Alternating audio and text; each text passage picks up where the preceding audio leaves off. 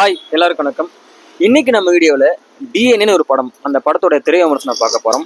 நான் ரீசெண்டாக பார்த்த படங்களில் ரொம்ப ஒரு அருமையான படம்னா டிஎன்ஏ படம் தான். ஏன்னா அந்த அளவுக்கு இந்த படத்தோட இயக்குனர் நெல்சன் வெங்கடேசன் இந்த படத்தை சூப்பராக மேக் பண்ணியிருப்பாரு. சரி வாங்க வீடியோக்குள்ள போகலாம். டிஎன்ஏ இந்த படத்தில் அதர்வா, நிமிஷா விஜயன், சித்தா படத்தில் நடிச்சிருப்பாங்களா ஹீரோயினா நிமிஷா விஜயன், அப்புறம் இயக்குனர் பாலாஜி சக்திவேல், அப்புறம் குட் நைட் படத்தில் நடிச்சிருப்பாங்க ரமேஷ் திலக், இந்த மாதிரியான அருமையான நடிகர்கள் நடிச்சிருக்காங்க. அதனால தான் என்ன தெரியல, படம் சூப்பராக வந்திருக்கு. ஹீரோ லவ் பண்ணுவார், லவ் ஃபெயிலியர் ஆகிடும், ஹீரோயின் இறந்துருவாங்க.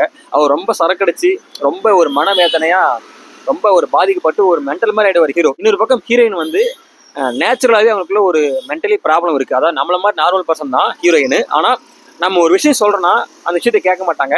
அவங்க அந்த விஷயத்தை தான் பண்ணுவாங்க அவங்க பிடிச்சிருந்தா. ஆனால் அதனால் யாருக்கும் பாதிப்பு இருக்காது. அந்த மாதிரியான ஒரு வித்தியாசமான ஒரு ப்ராப்ளம் இருக்குது ஹீரோயினுக்கு. ஹீரோக்கு இந்த மாதிரி ப்ராப்ளம், நிறைய சரக்கடிச்சு வாழ்க்கையை கெடுத்துக்கிட்டு கடைசியில் மறுவாழ்வு மையத்துக்கு போயிட்டு சிகிச்சை எடுத்து அந்த மாதிரிலாம் அவர் ரெக்கவர் பண்ணுவாங்க. 2 பேருக்கும் திருமணம் பண்ணி வைக்கிறாங்க. ஒரு வழியாக மேரேஜ் ஆகிடுது. ஹீரோ சொல்கிறாரு, இந்த பொண்ணு எனக்கு கிடைச்ச வரன் மாதிரி, கண்டிப்பாக இந்த பொண்ணை மிஸ் பண்ண மாட்டேன்னு சொல்லிட்டு அந்த பொண்ணோட, அதாவது ஹீரோயின் நிமிஷா விஜயனோட குடும்பம் நடத்துறாரு. அப்போ அவங்க 2 பேருக்கு குழந்தை பிறக்குது. அந்த குழந்தை ஹாஸ்பிட்டலில் பிறக்குது. குழந்தையோட டெம்பரேச்சர் கம்மியாக இருக்கிறதுனால அங்கே ஒரு பக்கத்தில் இருக்கிற இன்குபேட்டரில் வச்சுட்டு குழந்தை திரும்ப கொண்டு வந்து அம்மா கையில் கொடுக்குறாங்க. ஆனால் அந்த அம்மா சொல்கிறாங்க இது நம்ம குழந்தை இல்லைன்னு சொல்கிறாங்க. அங்கே ஒரு ட்விஸ்ட் ஆகுது. ஆனால் அங்கே இருக்கிற ஃபேமிலி யாருமே அந்த நிமிஷா விஜயன் சொல்கிறத நம்பலை. ஏன்னா அவங்களுக்கு சில ப்ராப்ளம் இருக்குல்ல, ஒரு விஷயத்தை புரிஞ்சுக்க மாட்டாங்க, அவசரப்படுவாங்கன்னு. அதனால் அவங்க நம்பலை.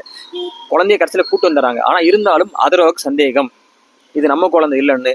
அவர் கடைசியில் அந்த குழந்தையோடைய முடி இருக்குல்ல, குழந்தையோட முடி, அப்புறம் அவரோட முடி, ஒய்ஃபோட முடி, இதெல்லாம் வச்சு டிஎன்ஏ டெஸ்ட் பண்ணுறாரு. போது தெரியுது அது குழந்தை அவரோட குழந்தை இல்லைன்னு. அவருக்கு பயங்கரமாக ஷாக் ஆகுது. சரி, அப்போ நம்ம குழந்தை யாரு, எங்க இந்த குழந்தை யாருன்னு சொல்லிட்டு பயங்கரமான குழப்பமா இருக்காரு. கடைசியில் போலீஸ் மூலியமா அவரும் சேர்ந்து தேடுறாரு. கடைசியில் அவருடைய குழந்தைய கண்டுபிடிச்சாரா இல்லையா, சரி ஏன் அவருடைய குழந்தைய கடத்திட்டு வேற குழந்தைய வச்சாங்க, இதுக்கு பின்னாடி எந்த கும்பல் இருக்கு, என்ன கிரைம், எதுக்காக இந்த மாதிரி பண்ணாங்கன்றதா கண்டுபிடிக்கிறதான் இந்த படத்தோடைய மீதி கதை. இந்த படம் எனக்கு ஏன் பெட்டரா படுதுன்னா, இந்த படத்தோட ஸ்க்ரீன் பிளே தாங்க.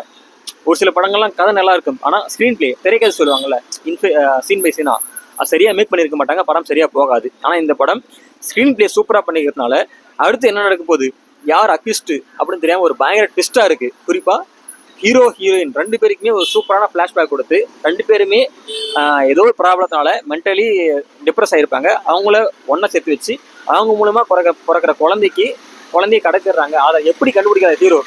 உண்மையிலேயே இந்த ஸ்க்ரீன் பிளேவும் கதையும் ரொம்ப எனக்கு பிடிச்சிருக்கு.